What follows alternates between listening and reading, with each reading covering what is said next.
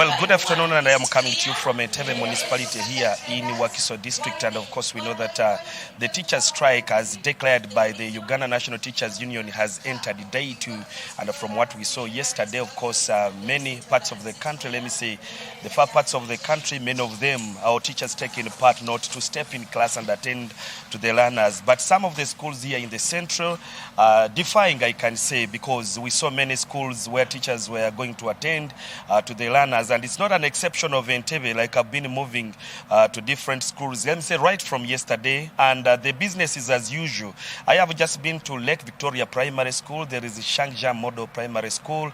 There is Kiwafu Primary School, among others, that I have seen teachers taking the business as usual. And from the interaction I have had with them is, of course, they are saying that this industrial strike is not in bad faith, is intended to support or to make them commit to what the president, committed himself earlier in 2022 in enhancing their salaries. And of course, they stand with the rest of other teachers to say that they really mean their ground. But the timing of the strike has not really come to their interest, because they're saying some of these learners, for example, for lower primary, saying some of the P7 candidates, S4 and the senior 6, I can say generally, just have not more than a month to sit for their UNEB exams. And so if the strike has been declared, and the worst of it, not to indicate when it will end or come to an end so that they go back to class, they say this may affect the learners' performance in the forthcoming UNEB examinations, because the private schools are taking the business usual. But remember, these government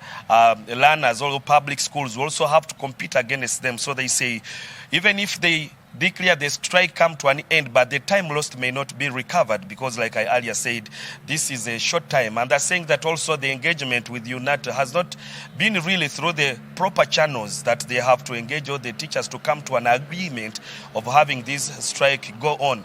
But also from the sources, I have got information that there is a meeting which has been scheduled between the Education Ministry and the UNATU, and this either has already started or is yet to go on. Of course, we're also keeping tabs on ground to really find out what transpires, so that we can let our audience know, maybe in our subsequent bulletins of NTV, Akaonges, and NTV tonight. That's what I can tell you for now.